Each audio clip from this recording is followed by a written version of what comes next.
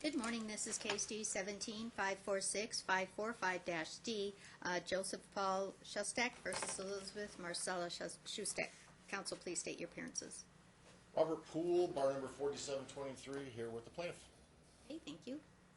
Daniel Allen, bar number 14341, here on behalf of the defendant who's present. Thank you. All right, we're here for the court's decision after the evidentiary hearing for the, or actually, I'm sorry, we're here for the divorce trial in this case. Get confused because the parties have been married already. All right, parties have been married twice. They were married on December 27th, 2001. That was their first marriage. During the first marriage, Dad admitted he smoked cocaine for 25 years. He committed domestic violence against Mom. There were 3 arrests. Dad committed domestic violence against the child by punching him in the face. The date of the first divorce was uncertain, so the court wanted to take judicial notice of the date and went to case 05D347413, which is linked to Department C. And on April 5th, 2007, there was a prove-up. The divorce, that was in front of Judge O'Malley. The divorce was granted, but no decree was ever submitted.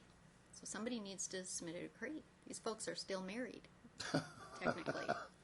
But I know both of them believe that they've been divorced for some time. So the court will grant a non-protonc decree going back to April 5th of 2007.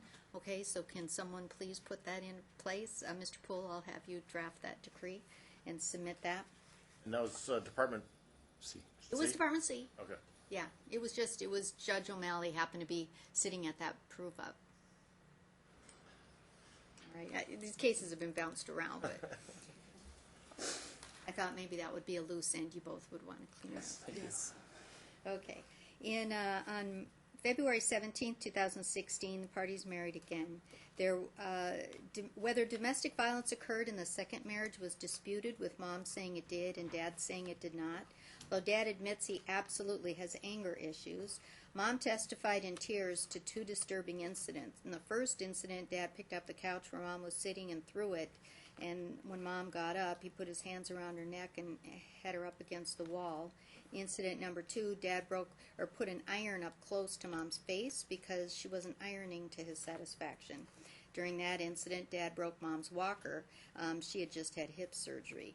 Court finds Mom's descriptions to be credible, although they technically did not occur during the second marriage. These events seem to have occurred between the first marriage and the second marriage, but nevertheless, the court believes that domestic violence wasn't limited to just the first marriage, but continued afterwards. The new marriage was short. Just a few months later, on November 10th, 2016, Dad asked Mom to move out of the marital residence and to take your brat with you. Dad abused drugs that day. Dad did not see the child for a time. Mom and the child moved in with Mom's sister, where Mom and child share a bed. Mom has not improved those circumstances to provide more appropriate sleeping accommodations or rearrange how they're sharing sleeping arrangements to have a more appropriate circumstance for this child who's almost 16. The child was unhappy with Dad when he got thrown out of the marital residence. Mom capitalized on the child's feelings and kept the child away from Dad. Mom let the child control his contact with Dad. Both parents openly disparaged the other parent to the child. Mom advised the child how to talk or text him to be rude. Mom told Dad it was not her responsibility. Oh, it was filed? It says divorce granted. It's a decree of divorce in the system. Was it in the other case? Yes, it's in that case. It's in that case? Mm-hmm. Where was it? I'm sorry.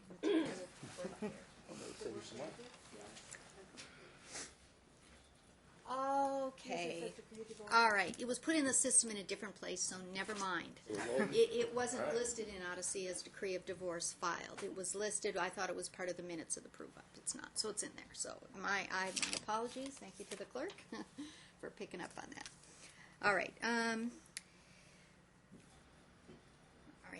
Mom told Dad it was not her responsibility to get the child up and fed and dressed for timely contact with Dad. Dad missed Thanksgiving and Christmas 2016, the child's birthday in March of 2017, and Father's Day in 2017. The child testified, and he reported that from January to May of 2017, he saw his dad only 5 times during school lunches and for one therapy appointment. The child stated that on February 28, 2017, there was a therapy appointment, and Mom took the child out the back door to avoid Dad.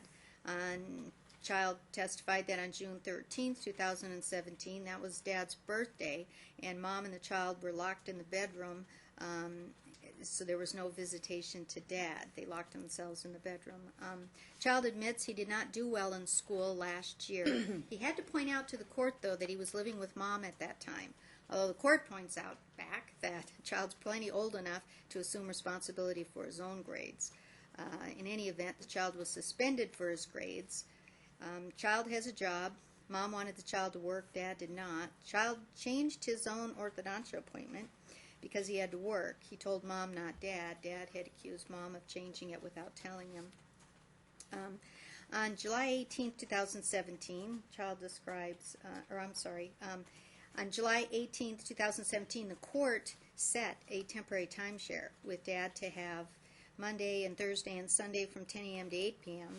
Based on Dad's work schedule. On July 23, 2017, the child testified that Mom prohibited Dad to enter the front door to pick up the child for church. On August 10, 2017, the child testified Mom took the child shopping to avoid visitation to Dad. Gradually, however, and nevertheless, child was spending increasing time with Dad. Child admits Dad bought him stuff, bought him an iPhone, bought him school clothes, which included expensive jeans and sneakers, bought him a camera and sunglasses and a bed. Although the child tried to disregard these things, the court does note that Dad was spending a lot of money on the child. At the same time, he was reporting to the court that his income had substantially decreased. There was an incident that occurred on September 4, 2017. Dad brought the child to Mom for visitation with a police escort. Dad had previously left a voicemail for Mom that the child was going to kick her ass. Dad reported that to the court. He didn't seem sad or disappointed in the child, but I got the impression that he was kind of looking forward to see what the child was going to do. The child knocked on Mom's door, but because of the voicemail threat, the aunt wouldn't allow Mom to answer the door. The police were called. Well, the police were there. During that exchange, apparently the child expressed his desire to live with Dad, and Mom agreed. The child's been living with Dad since that date. Mom's tried to pick up the child one time with the police afterwards, but child didn't want to go. Then he agreed to go, and then they got into an argument in the car that lasted a couple of hours. Child got out. Mom did finally get frustrated enough to tell the child to get in the effing van. Child ran off, called Dad. Dad picked up the child. Dad blamed Mom instead of talking to the child and returning him to Mom. Since the child began living with Dad, there's been no regular visitation to Mom. The child believes Mom doesn't want to see him, but Mom misses the child, who she calls her little buddy. She misses the movies and the family dinners and the hanging out with him. Dad has asked Mom to come to his home for visitation to Mom if there's a court order in place for temporary joint physical custody with 4 days to Mom. Dad didn't modify that order, and nor did he provide any evidence, nor did I hear any evidence at trial that would justify supervised visitation to Mom. The child pointed out that when he was living with Mom, his grades were poor. There were 1.75 GPA, and the way he said it is that if he was blaming Mom for his poor school performance. The child was suspended from magnet school. Mom had the child enrolled in a new school without telling Dad. Since living with Dad, the child has been doing very well in school. He's getting good grades. He's getting straight A's. He's involved in Boys and Girls Club. In fact, he won a $5,000 college scholarship. He's on the speech and debate. He's the speech and debate team captain. He has a job and a driver's permit, although the court notes Dad's got the only vehicle in the family. The child is very proud of himself. And that the child is doing well was corroborated by Patricia Lopez, who is involved with the Boys and Girls Club. She describes Michael as pleasant and helpful, and it's apparent that currently Dad's involved but Mom is not. Mom was unaware of the child's previous poor grades. She wasn't able to testify as to what his grades were. Mom is afraid of Dad, and the court notes that the child was suspended, or not suspended, but removed from the school he was at because of poor performance. That Mom is afraid of Dad could not be corroborated by the child, but for reasons I'm going to explain in a few minutes, I didn't take a huge lot of stock in the details of what the child had to say. The child reports Mom told him Dad doesn't have the character to be a good parent, and Dad's determined to prove to the child that he is the good parent. Dad's participated in 25 out of 26 therapy appointments, but while Mom missed 19 in a row, Mom explained she doesn't want to go because she doesn't want to be around Dad, who she characterizes as her abuser. Dad has pictures of Mom in his home, and Mom does not have pictures of Dad in her home, and Dad had to point this out to the child that he learned that from parenting classes. Dad encourages the child to text Mom, and they pray for Mom every night. Dad and the child attend Central Christian Church together. Child also accompanies Dad to AA meetings. Since living with Dad, there's been limited visitation to Mom. Child does not like visiting Mom at Aunt's home because Aunt doesn't like Dad and says so. Child reports Dad does not badmouth Mom, but Mom badmouths Dad.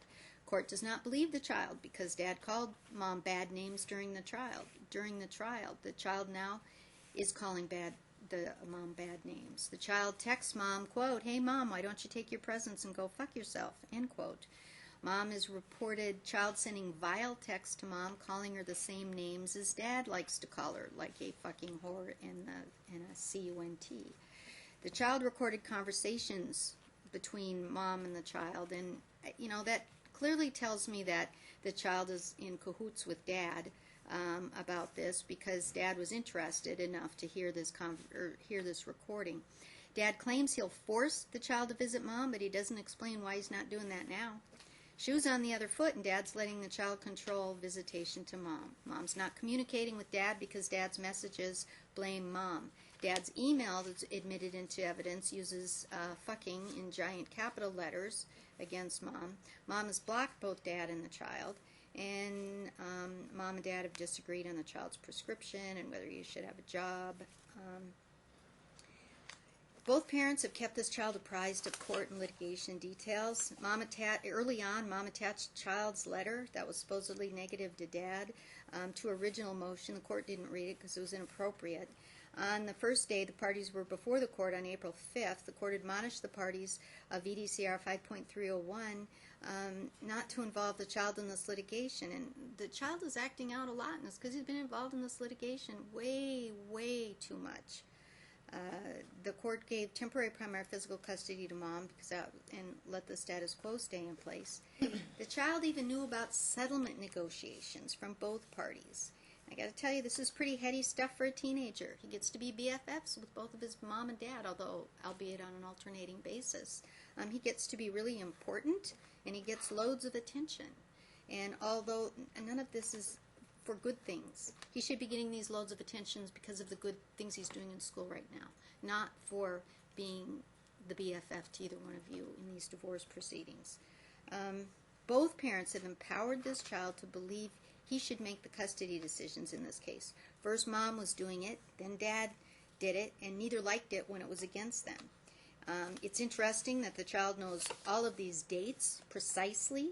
The child reported he had spent 130 days with Dad, and the court has previously noted Dad's obsession with counting days. The child's testimony was quite rehearsed, yet he denies he went over questions with Dad. Court does not believe the child was honest. The court believes the child and Dad very much rehearsed the child's testimony. The child was parroting Dad's obsession with numbers and days and Dad's disrespect of Mom.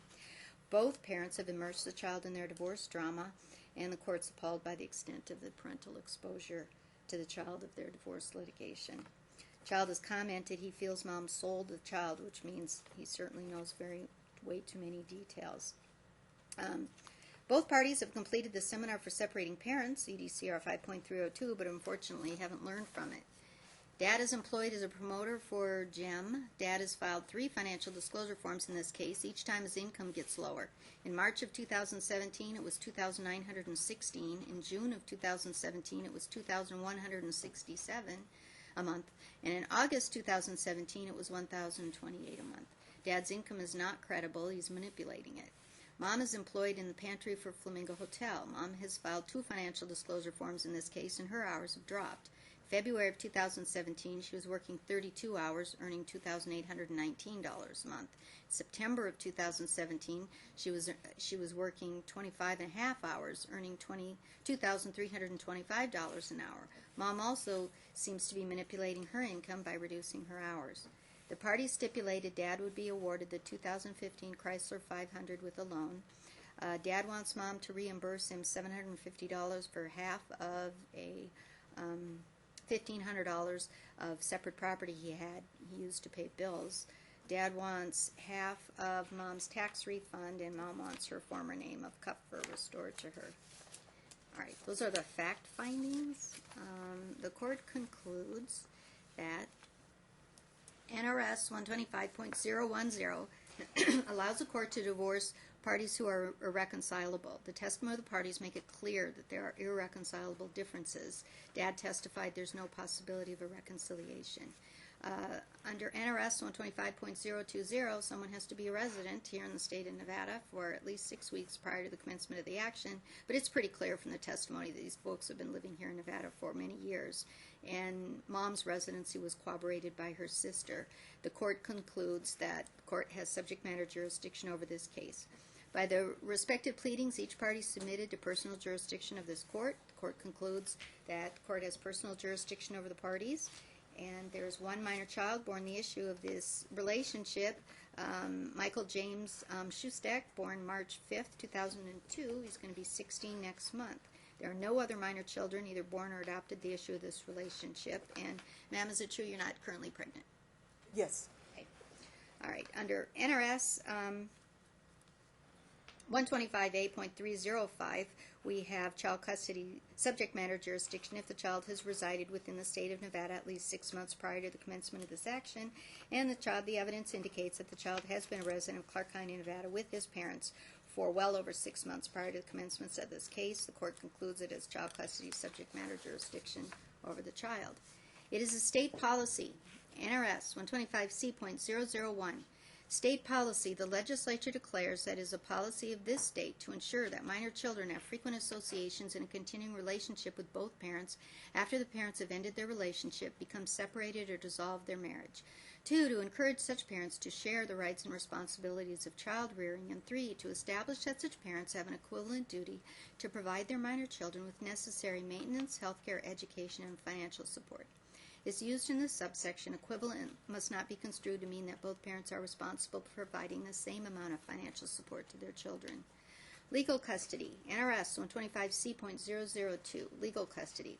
Subsection 1, when a court is making a determination regarding the legal custody of a child, there is a presumption affecting the burden of proof that joint legal custody would be in the best interest of a minor child if, subsection A, the parents have agreed to an award of joint legal custody or so agree in an open court, and we have no agreement because Dad wants joint legal custody and Mom wants sole legal custody. We go to subsection B. A parent has demonstrated or has attempted to demonstrate but has had his or her efforts frustrated by the other parent an intent to establish a meaningful relationship with the minor child. Both parents have demonstrated a meaningful relationship with the minor child. It raises the presumption in favor of joint legal custody, which Mom has not rebutted. Court finds that it is not in the best interest of the child for Mom to have sole legal custody, and the court finds that it is in the child's best interest for the parents to share joint legal custody, and that will be the order of the court. Parents will share joint legal custody, and the court will use the Department C joint legal custody language. The marshal will provide a copy to both attorneys. With regard to physical custody, NRS 125C.0025 mirrors that of joint legal custody, except that it says that when a court is making a determination regarding the physical custody of a child, there's a preference. It's not a legal presumption, but it's a preference that joint physical custody would be in the best interest of a minor child. If the parents have agreed to an award of joint physical custody and the parents don't agree to joint physical custody, there's no agreement. And B, a parent has demonstrated or has attempted to demonstrate but has had his or her efforts frustrated by the other parent an intent to establish a meaningful relationship. Well, once again, both parents have demonstrated a meaningful relationship with the child at different times, and that raises a preference in favor of joint legal custody. The court concludes that there is a preference that the court find joint legal custody, or joint physical custody is in the child's best interest. But we don't end there. We move on to NRS 125C.003, presumptions against joint physical custody. A court may award primary physical custody to a parent if the court determines that joint physical custody is not in the best interest of the child. An award of joint physical custody is presumed not to be in the best interest of the child if A, the court determines by substantial evidence that a parent is unable to adequately care for a minor child for at least 146 days of the year. We do have some evidence here that mom is struggling. The child doesn't have a bed or privacy at mom's home. Mom was unaware of the child's poor grades. The child was expelled from school while the child was in mom's care, and the child doesn't want to stay with mom, and mom is unable to gain the child's cooperation to stay with her.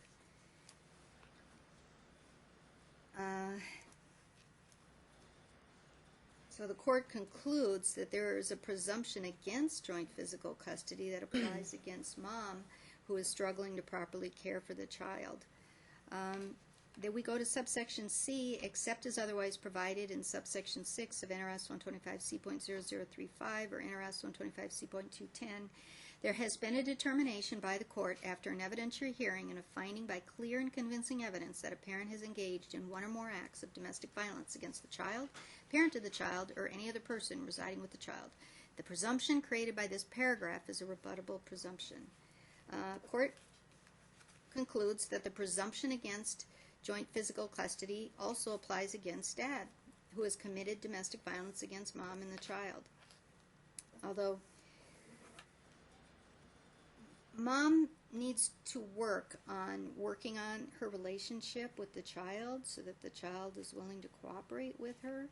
And dad has mitigated his domestic violence by dad's therapy and regular AA meetings with sponsorship to other people and by dad's participation in the Serenity group.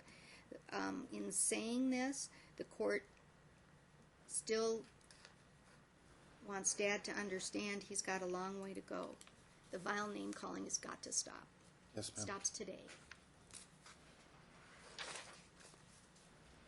NRS 125C.0035, best interest factors. 4. In determining the best interest of the child, the court shall consider and set forth its specific findings concerning, among other things, A, the wishes of the child if the child is of sufficient age and capacity to form an intelligent preference as to his or her physical custody. Child wants to live with dad. Child's 15. He's almost age 16. Child is of sufficient age and capacity to form an intelligent preference, although the court feels that child's being manipulated. The child clearly prefers to reside primarily with dad. The child has been residing with dad since September of 2017. The court is concerned with the dramatic turnaround in this case. Previously, the child had been residing with mom since November of 2016. It is troubling that this child is polarized, either with one or with the other, and can't seem to reach a happy medium here. Look at subsection B, any nomination of a guardian for the child by a parent. It's not relevant as this is a dispute between two parents and not a third party seeking guardianship. Court looks at subsection C, which parent is more likely to allow the child to have frequent associations in a continuing relationship with a non-custodial parent. And unfortunately, we have an abundance of information here against both parents. I really like to try to find the positive in cases and try to get people to think of something hopeful down the road.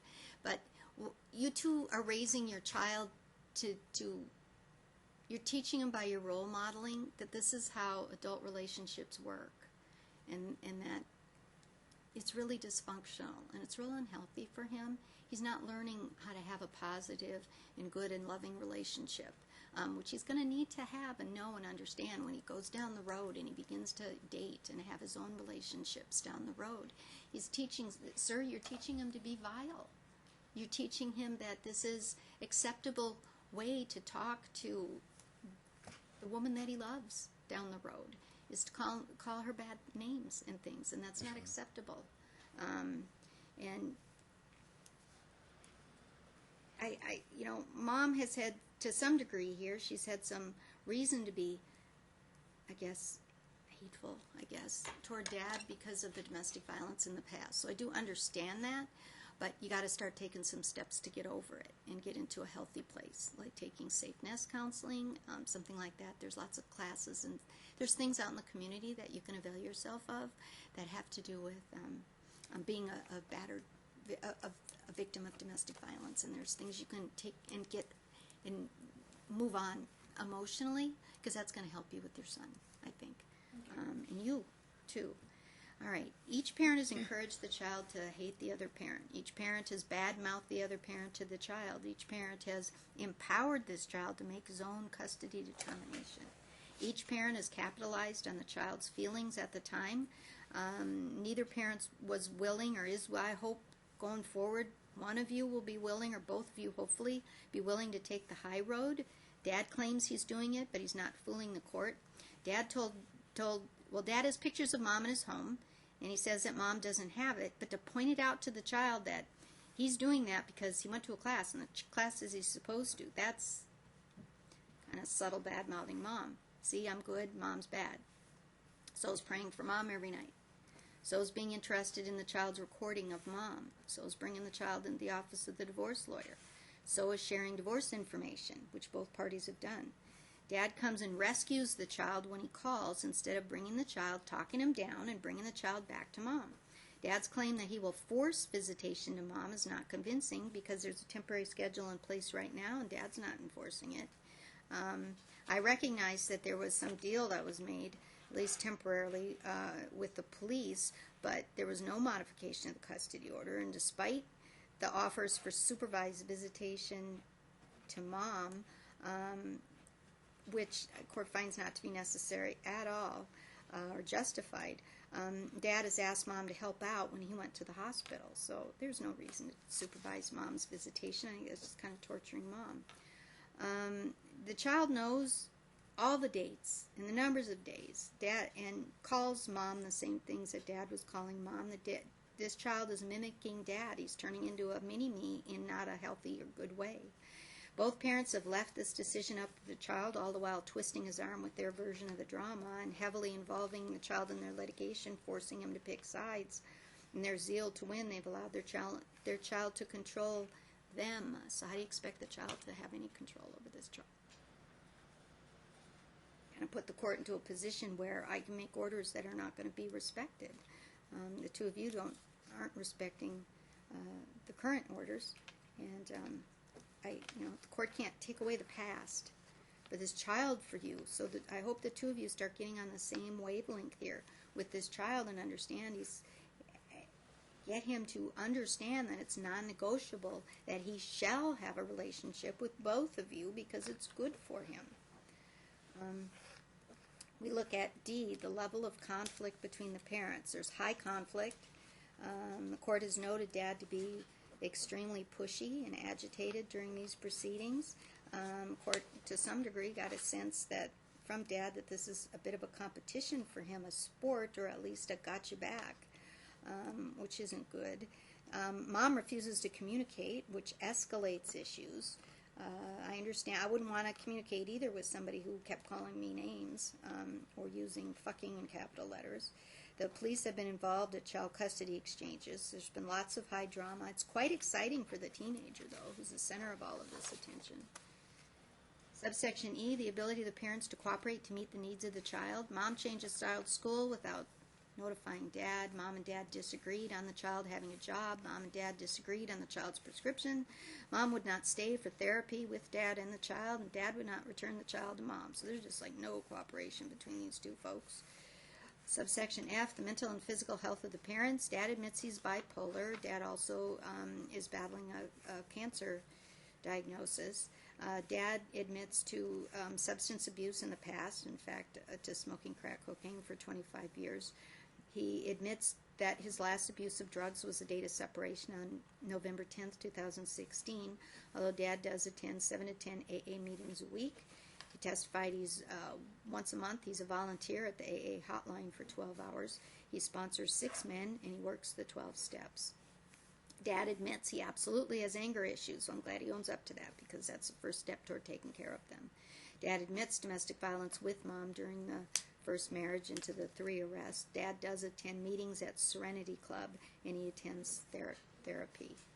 I'm glad that he's doing that. Paternal grandfather testified that Dad is happier now that the child is living with him. Well, that's good for Dad, but this case is about the child and not so much about Dad, and we got to get the child in a happy place, because he's not in a happy place right now. Mom is angry and scared. Mom was victimized by Dad. Mom's now being victimized by her son. There's no evidence that Mom's physically unhealthy, but Mom needs to get herself emotionally healthy. Dad at least owns up to his issues and is getting help. There's help available in the community for Mom. There's safe nest programs for victims of domestic violence. There's parenting programs, which the court is going to have both of you attend, dealing with your son. In fact, Mr. Marshall, could you please provide me with the parenting classes? We go to the physical, developmental, and emotional needs of the child. Did I already provide these parenting classes to the two of you? No. Teen Triple P, and have you heard of this yet? Okay. The physical, developmental, emotional needs of the child. All children need routine, consistency, support, and love. The older child needs active encouragement. Dad presently is providing it. Mom stepped back. When the child was living with Mom, his grades were poor. Child was suspended from the magnet school, or actually eliminated from the magnet school. Since living with Dad, the child is performing very well. He's getting good grades. He's involved in the Boys and Girls Club. He's captain of speech and debate team. He won the $5,000 scholarship. The child is proud of himself, and that's good, because that's the ultimate goal. We got to get the child to realize that being proud of himself should include being a gentleman and a good person. And he's not doing that right now when he's saying bad things to Mom. Subsection H, the nature of, because we want him to be a whole person, not just academically, but a whole person. The court did take note, counsel, of your closing argument with that the child has to be whole, we have to save the child in spite of himself, I think is what it was that you said. And I did think long and hard about this, because this was a case that bothered me all weekend. I wasn't really sure what to do with it, because the child has had a strong relationship with both parents. And right now it's choosing Dad. But the dynamics of when the child was with either one of you has not been healthy at all. And you got to get to a place, I hope, the window's slamming real fast here, but you have some time. And I think maybe you do have time to get there, but you both have to work at it. The nature of the relationship of the child with each parent. Mom stepped back from the child. Mom is suffering a deterioration of the relationship with the child. The child has sent rude and awful texts to Mom, to go fuck yourself and take your presents with you, is appalling. But Mom won't go to therapy with the child. Dad, on the other hand, does participate in therapy with the child. Dad and the child attend Central Christian Church together. Child also accompanies Dad to AA meetings. The child's relationship with Mom is suffering, and it took a dramatic turn. Dad's doing nothing, though, to help it. Both parents, despite him saying he isn't actually. His words aren't matching his conduct. Both parents need to take parenting classes, and I am going to order that you both take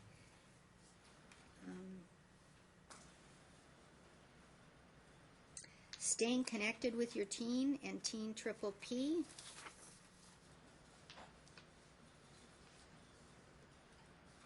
One, you have to bring the child with you, and the other one you don't.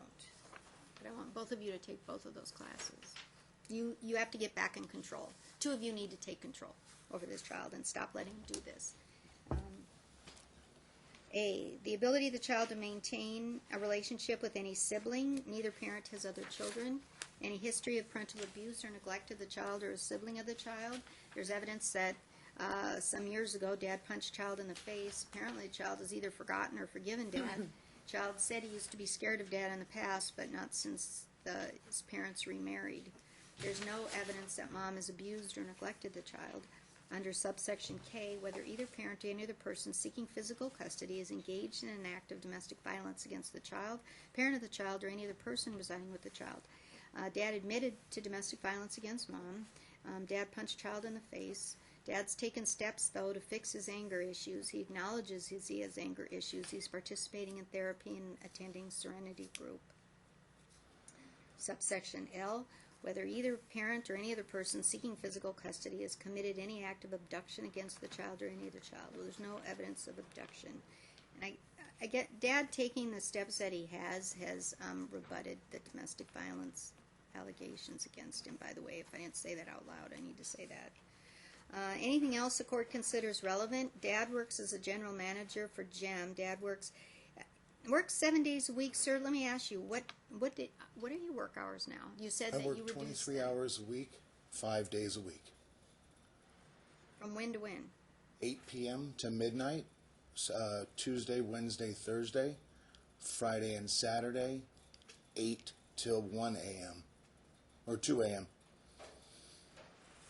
8 p.m. to 2 a.m. Yes, ma'am. On Friday and Saturday? Yes, ma'am.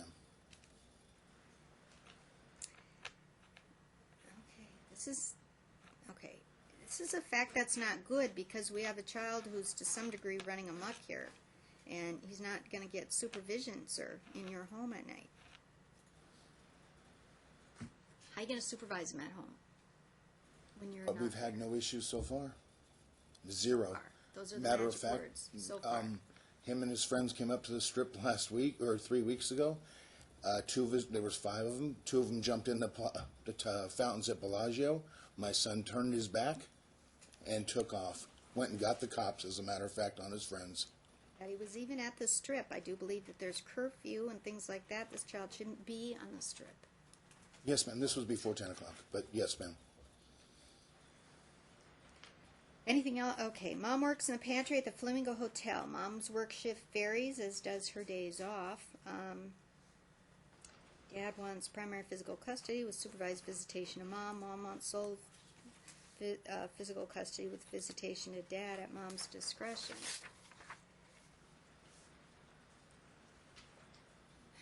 The court concludes, with great reluctance, that it is in the child's best interest for primary physical custody with Dad at this time. But the court fears this is merely a honeymoon phase, and Dad has been teaching the child to be like him. And I fear the child is eventually going to get into it with Dad, and that this honeymoon period's not going to last. Hope it does, because this child needs 2 more years, but I fear that it's not going to last. Dad's taught the child to be a mini-me, and I don't know that the 2 of you are going to be able to get along with each other on a long-term basis. But Mom's withdrawn entirely, and she's not seeking help and not communicating. And I think it's unrealistic to have sole legal and sole physical custody of a child when you're currently blocking the child's calls. I understand. I wouldn't want him talking to me either, because I would not tolerate my child calling me the names that your son is calling you, so I get it. This is just really bad dynamics that overall none of this is in this child's best interest. I am going to order primary physical custody to Dad with visitation to Mom. It's going to be Friday after school so that there's not exchanges between the parents, to Monday to school, except for the 3rd weekend of the month. That's going to be to Dad. If Dad cannot get the child to cooperate with visitation, the court's going to conclude that Dad ultimately lacks control over this child. That would be a basis for revisiting the custody arrangement, because we can't have a child running amok.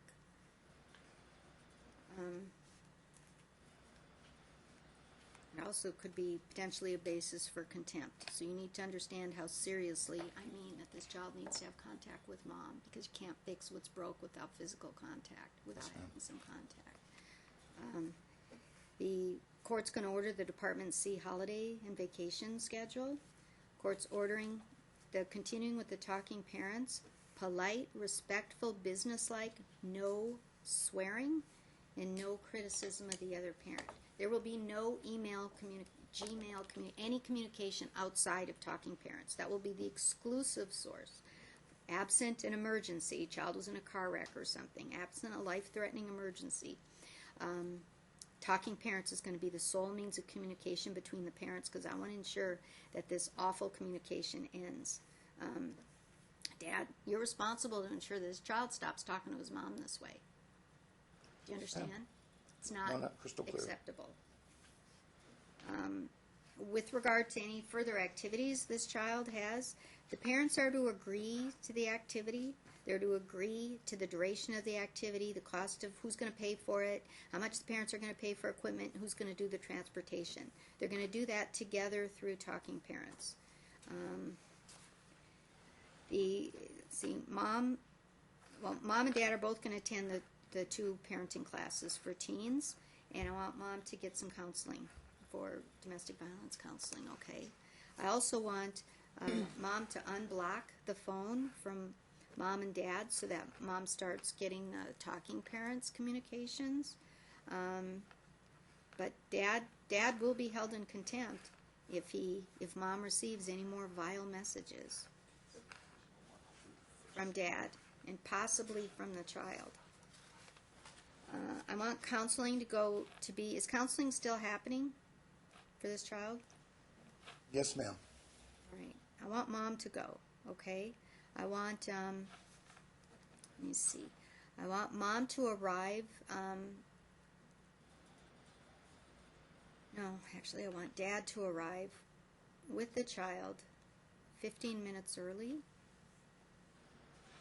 And then Dad is to leave, okay? And then Mom can be there at counseling so that Dad's not there. You don't need to have a face-to-face meeting, okay? And then on Is the... that for every visit, or just alternating, or? No, for the therapy visits. Otherwise, the exchanges take place at school. Okay? If the exchanges are going to take place, because they're through school, they're to school and from school. So they take place at school. If it's a non-school day, like a holiday, then I want the parents to exchange here at the family courthouse. Okay? That way there can be no, or should be no, there'll be evidence if there's any kind of untoward behavior by either one of you, or if the exchange doesn't take place. We don't want to be involving the police and having high drama. We want to lessen the drama and start working on doing the hard work of starting to build some healthy relationships. Let me see. Mom then is to leave right away after the therapy, and Dad's to come pick up like 10 minutes later. Yeah. Can I make one suggestion? Yes. Instead of the family court for the exchanges, if it's not at school, is it okay if they do it at the UNLV Boys and Girls Club? Because there's university police okay with there, you? and it's a lot closer for both. I would rather do it at the courthouse. I'd rather do it at the family courthouse. Yes. Okay. Also, Your we're Honor. going to do it at the family courthouse at least until therapy improves the circumstances. Okay. Yes, sir? I apologize, Your Honor. My client just informed me she works Friday all weekend, and if she Oh, were she to works get, all weekend. yeah, if she were to get visitation, then she wouldn't be able to see.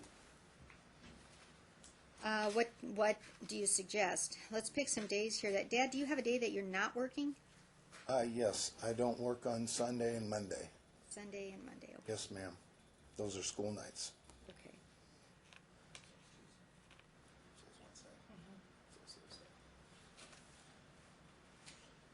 What days would you want? With my schedule, my days off change. Sometimes I have split days off. I have no set schedule. But you only do it on the weekends, right? So the weekdays. The weekends, I know Friday, Saturday, and Sunday I do work. Okay. So Tuesday and Wednesday. All right. How about pick them up Tuesday after school? Or, you know what? How about, well, Dad's off Monday, so.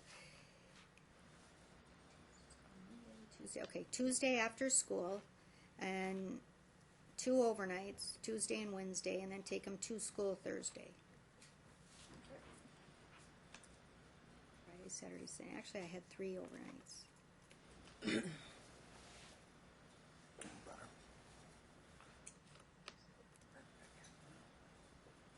What time do you go to work on Friday? 2 o'clock in the afternoon. 2 p.m. Okay, so you can have Tuesday after school, and then take them to school on Friday.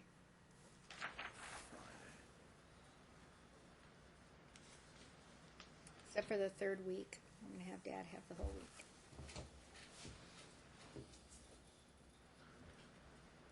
And that way, this will also provide a little bit more supervision for the child during the school week.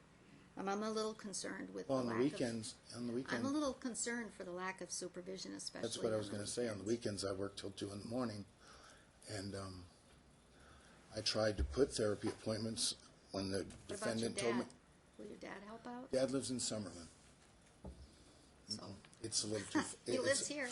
Yeah, no, yes, ma'am. It's a little too far. Why? You've got a child who otherwise could predictably get into trouble. He's a teenager. And his grades could go down too if I don't have him during the week. He's got to maintain at least a 3.0. He does, but you're not there. When he comes home from school, you're not there, right? No, ma'am. Well, look, I'm going to get back to this in a minute. Yes, ma'am. Actually, no, we'll do it right now. All right. I intend for Mom to have a healthy timeshare here. Mom, you do need to make different sleeping accommodations in your home. It's inappropriate for your son. who's No, he almost wouldn't be 16 sleeping to in share the a same bed room with with you, me. okay? Somebody's got to sleep on the couch or whatever it is that you want to do. I'm going to get him a bed, and we're going to close off the dining room so he's going to have his own space. Okay, do that like right away, okay? That will be 'Cause done. he needs his own space. All right. Let me think about this. Anybody have any ideas for visitation? Because this is really kind of. Yeah, I don't mean to be disrespectful, but with swim team and everything after school, the defendant doesn't have a car and can't get him up to the Boys and Girls Club or to swim practice. But we're not going to eliminate her. No, I agree. I'm definitely not. So start Definitely putting your not. thinking cap on and think of a, You were worried a about me. solution. You were worried about me Think having. about a solution. I was trying to describe one. You were worried about me having him on the weekends. Sir, please think of a solution.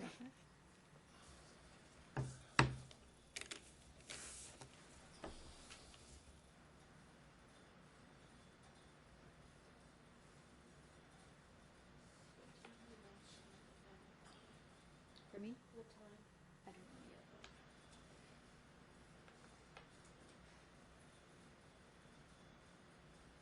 Everybody think.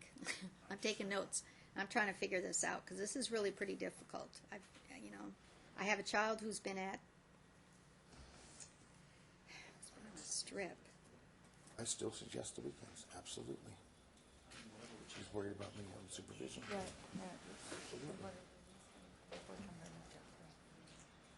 I've got work schedules where she can work weekends. I've got them right here.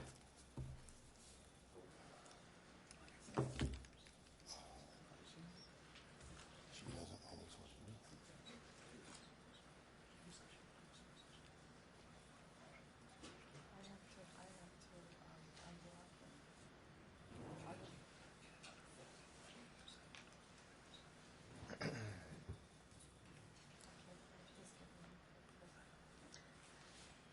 Ma'am, let me ask you, what time would you like to have that you can do? Can you get them to swim practice and things like that?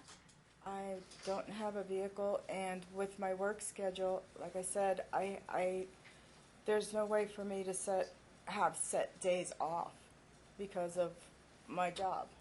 I have split days off, different days off. This week I have Sunday, Monday, and Thursday. Next week, I'm not sure of my work schedule. It changes every single week. So it's just hard to predict during the week. All right, What would be let the me best? change what I'm going to do then. I'm going to have Mom have 2 overnights every week. Mom, you are too on Talking Parents. When do you get your schedule?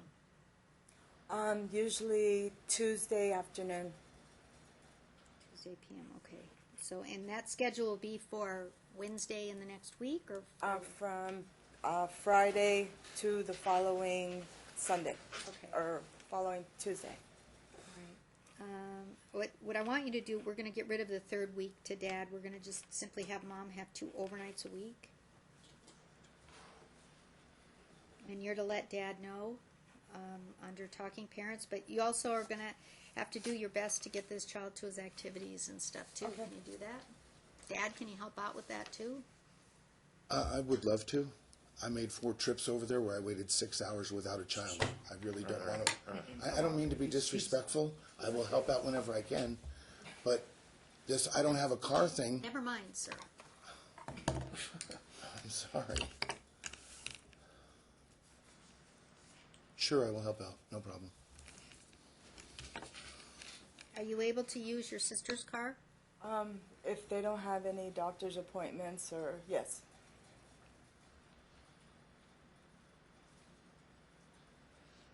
Do your best to get him to these activities and things, because that's going to help improve your relationship with him. Okay. Now, am I responsible for taking him until I get a vehicle, bringing and taking him where he needs to go, or would it be acceptable for him to take a bus? You have to give me more information about the bus. In other words, is it like a 3-hour one-way bus trip, or? Maybe a half I hour. have no aversion to the bus. I mean, the bus is fine unless it's going to be Okay. just unduly burdensome, unless it's going to be hours and hours that he's going to be spending on the bus. No, it wouldn't be hours. I mean, to the Boys and Girls Club, it's maybe a half-hour ride from his school. I don't have any problem with the bus. Do you have any objection to the bus? Actually, from school, we can get him on a school bus to the Boys and Girls Club, ma'am. School bus drops off 2 blocks away from the Boys and Girls Club every single day. Is that what you meant, the school bus or a different bus? No, I was talking more the city bus, City bus? but the school bus works too. I don't have any aversion to using the bus, as long as it's not hours and hours and he's not using it during, like in the middle of the night or something. I don't have any problem with that.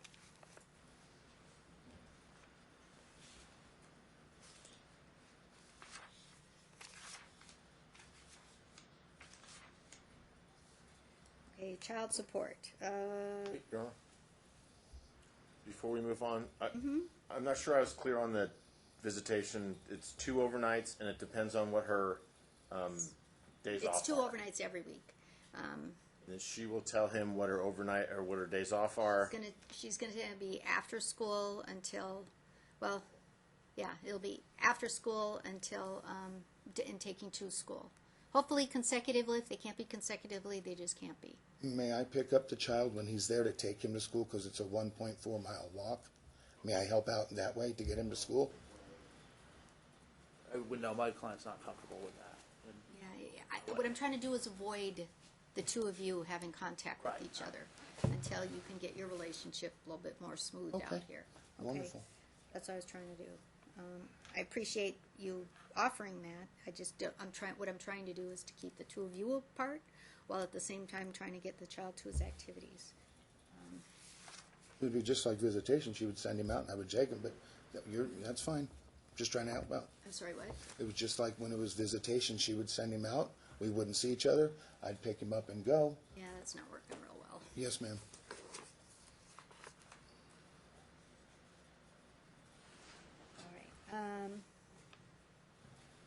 All right, mom's child support. She's currently earning $2,325 times 18% is $419. So child support, dad child support ends January 31st, 2018. Mom's child support begins February 1st of 2018. I know Dad has asked for child support retroactive backwards to September, but the court's prohibited from doing that under NRS 125B.140, subsection 1, subsection A. Health insurance. Mom, you're providing health insurance? Yes. What does it cost? I don't think I had any understanding of the cost. The health insurance is basically free as long as I maintain 200 hours per month. If it drops, then I have to pay, I think it's $4.04 per hour, the amounts of hours that I'm deficit. Okay, so far has it been free? I think I had one payment of like $80 to keep, to maintain the insurance.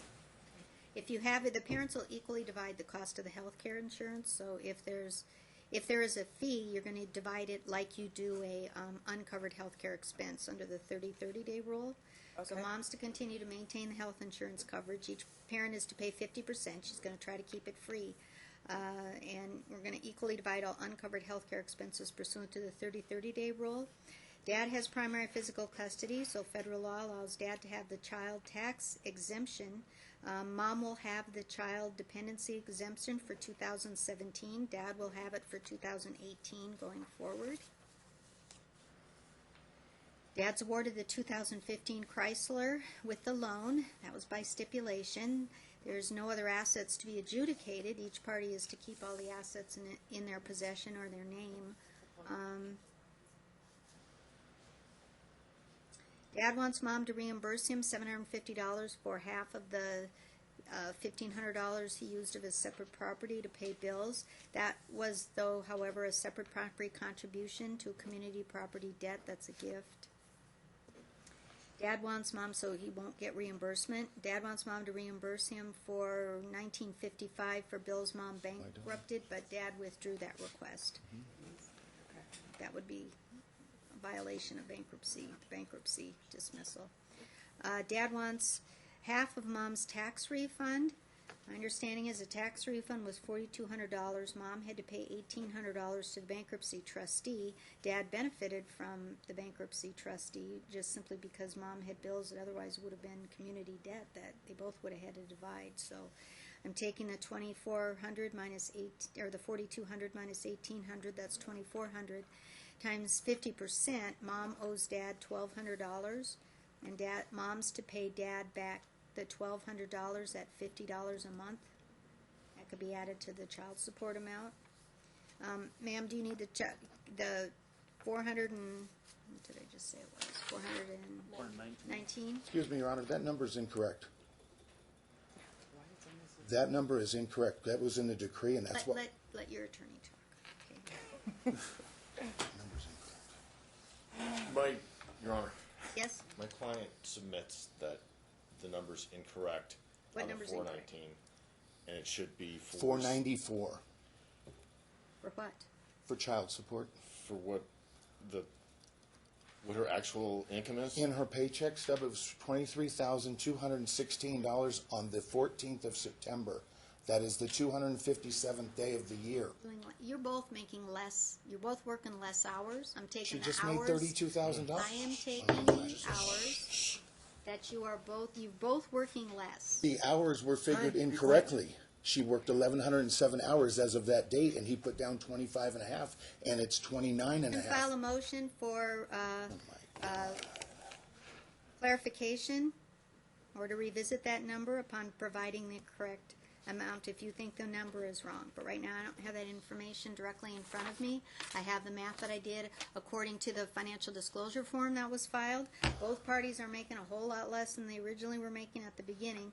I'm using what Mom has declared as her current income, and that's comes out to $419. Mom's got to pay another $50 a month toward the reimbursement money, so $419 plus 50 is $469. Can you pay that in one payment, or do you want it in two payments? 2 payments per month, please. All right, then $234.50. First payment will be due by the 5th of the month, and the other payment will be due by the 20th of the month.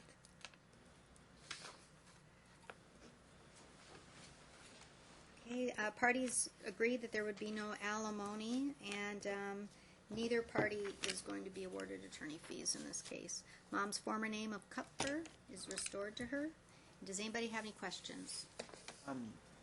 The child support. The retroactive child support, my client wants to know what was going on from which There isn't date was it? retroactive child support. From the time that he put us out in November till April that we were bought here, he helped absolutely nothing with child care, buying clothes, school clothes, and none of that. And whatever amount that would be is kind of offset by the fact to some degree that Dad's had the child by himself for a lot. So it's kind of a wash. That's something that the court could do, but I'm not going to do it. But he would still owe from the time you ordered it and Yes. the time you ordered it from temporary all the way till January Yes, 31st. of to this year. January 31st. Okay. And I know he's been paying for some time when the child's been residing exclusively with him. So in a sense, it kind of washes it. I mean, it's discretionary whether the court's going to go backwards like that. I'm not going to. I think that's what you just said. once the order has been made, I can't go backwards. Yeah. I'm not permitted to go backwards. It's a wash because she Just wanted doesn't to do it clarify. since she's not making Yeah. her do it. All right. Any other questions? Oh, No. No? Okay. You get to draft the I order. was assuming that might be the case. All right. And how much time do you want? Give you a lot of time because you have to put the findings and all in there. Yeah, I. You guess tell me when you think, how much time you want. Month. A month? It's not unreasonable when you have to go through all of that. At all. And-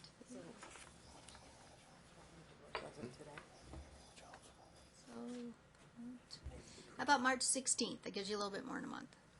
Yes, that would be great. Okay, and how much time do you want to have after that to look at it? Couple weeks. Couple weeks? Okay, so how about till March 30th then? I don't have the burden of drafting it, so. You just get those. So, All right. All right. Do I have any more questions? Do I have any other questions? I don't think so. You're. no, I'm sorry, no question. All right. The court has subject matter jurisdiction over this case, personal jurisdiction over the parties in child custody, subject matter jurisdiction over the child, as I previously indicated, and the parties in each of them are entitled to a full and final decree of divorce, subject to the terms and conditions that were placed on the record today. Each of the parties is restored to the status of single unmarried persons, and ma'am, your last name is Kupfer. Okay? So,